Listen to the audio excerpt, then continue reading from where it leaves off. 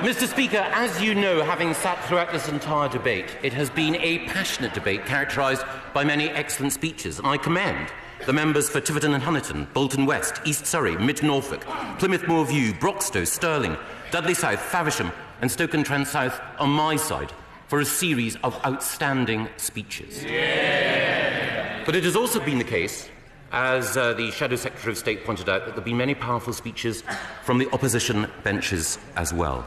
And I too, like him, want to pay particular tribute to the members for Warrington North, Gedling, Ilford North and Birmingham Hodge Hill for moving and passionate speeches.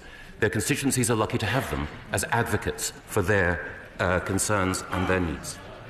But perhaps the bravest and the finest speech that came from the opposition benches was given by the member for Barrow in Furness.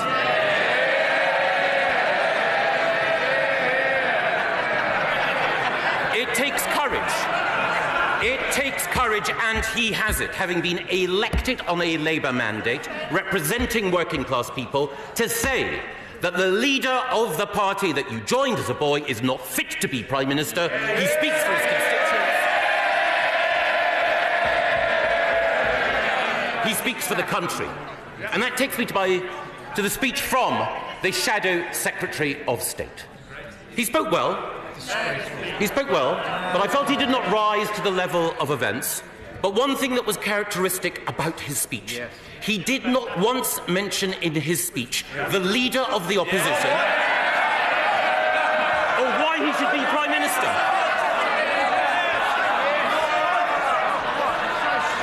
Now, he doesn't want him to be Prime Minister. I have a lot of time for the honourable member. We have several things in common. He's lost weight recently. Sorry, we both lost weight recently, I should say. Him much more so. We're both friends of Israel. Him much more so. And we both recognise that the member for Islington North is about the worst possible person to lead the Labour Party. Him much more so. Now, as well as great speeches from the backbenches, we also had some interesting speeches from the front benches. We had a speech of over 20 minutes from my great friend, the leader of the Scottish National Party in this place.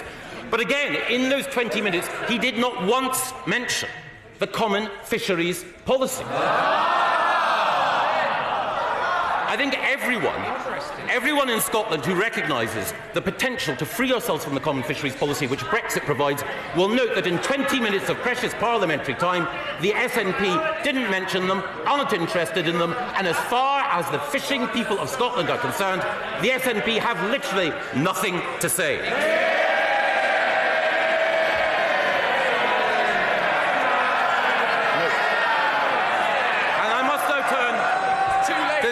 I turn to the speech from the leader of the Liberal Democrats, someone whom I also have affection and respect for, and he made a number of good points.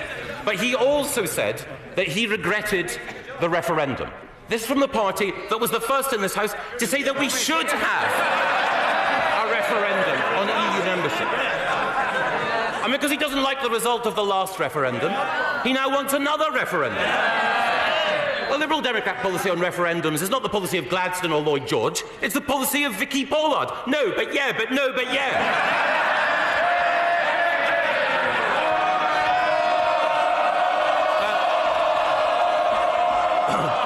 I should also commend the speech given by the leader of the Democratic Unionist Party. He explained that he had been inundated with text messages today from people who were saying, please, please, please, people in this House, please, please, please back the government tonight. And some of those text messages had even come from Conservatives. And I think, critically, when we think about confidence in this country and in this government, there is a daily vote of confidence which is being executed by the individuals investing in this country, creating jobs and opportunity for all our citizens. Under this government, this country remains the most successful country for foreign direct investment of any country in Europe, with more than £1.3 billion being invested in the last year. That is why Forbes magazine says that this country is the best destination for new jobs in the world.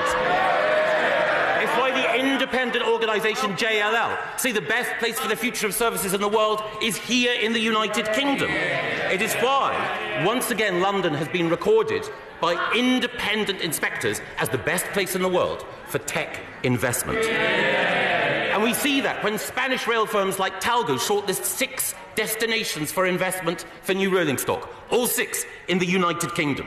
When Boeing opened a new factory in Sheffield to create jobs for British workers.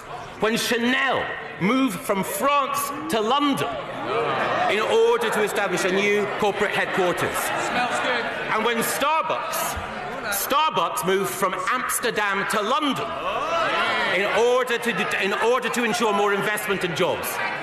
The opposition should wake up and smell the coffee. And all of this, in the words of the BBC, despite Brexit. Now that investment, those jobs that have been created under my right honourable friend the Prime Minister's inspirational leadership,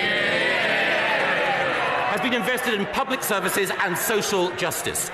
As we heard from the member for Dudley South and Bexhill in Battle, 1.9 million more children in good and outstanding schools. It is also the case that the gap between the poorest and the richest in our schools has narrowed under this Conservative government. We also have a record level of investment in the NHS, and thanks to my right honourable friend, the Secretary of State for Health, a 10-year plan, £20 billion investment, £394 million extra every week for our NHS. And we also have investment in our national security. We meet the 2% target for investment in NATO, and we have 2 new aircraft carriers capable of projecting British force and influence across the world in defence of freedom and democracy. And in contrast, while we are standing up for national security, what about the right honourable gentleman, the member for Islington North? He wants to leave NATO. He wants to get rid of our nuclear deterrent. And recently in a speech he said, why do countries boast about the size of their armies? That is quite wrong. Why don't we emulate Costa Rica that has no army at all?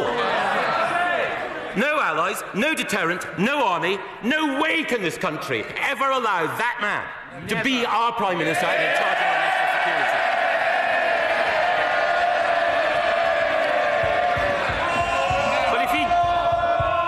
But if he can't support our fighting men and women, no. Who does he support? Who does he stand beside? Well, it was fascinating to discover that the right honourable gentleman, the Leader of the Opposition, was there when a wreath was laid.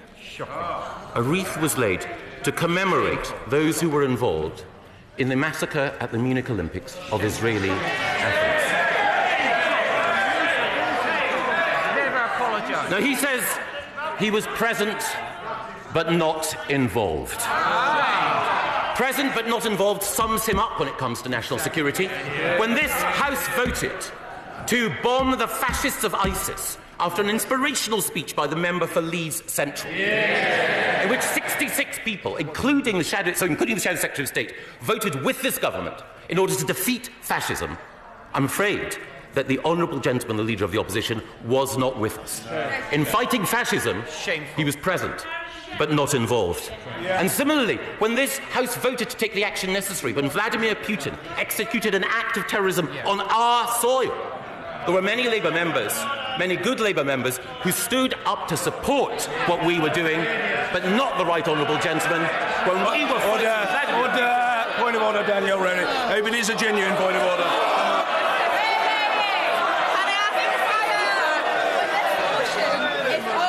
The government, how is this relevant? And is this not dangerous? If the Secretary of State were out of order, I'd have said so. I didn't, because he isn't. Secretary of State. Thank you very much, Mr. Speaker. And if the Leader of the Opposition won't stand up against Putin when he attacks people in this country, if he won't stand up against fascists when they are running riot in Syria, if he will not stand up for this country when the critical national security questions are being asked, how can we possibly expect him to stand up for us in European negotiations? Will he stand up for us against Spain over Gibraltar? Will he stand up against the Commission in order to ensure that we get a good deal? Of course he won't, because he won't even stand up for his own members of Parliament.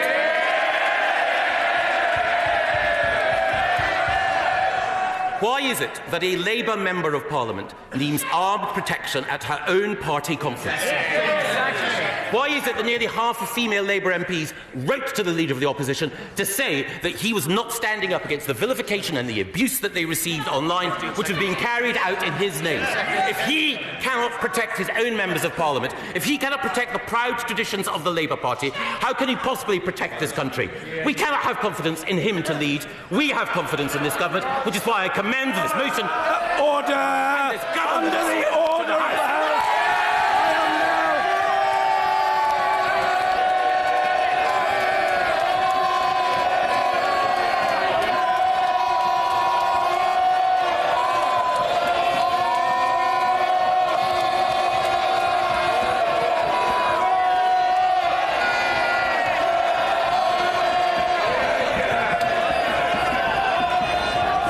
Order!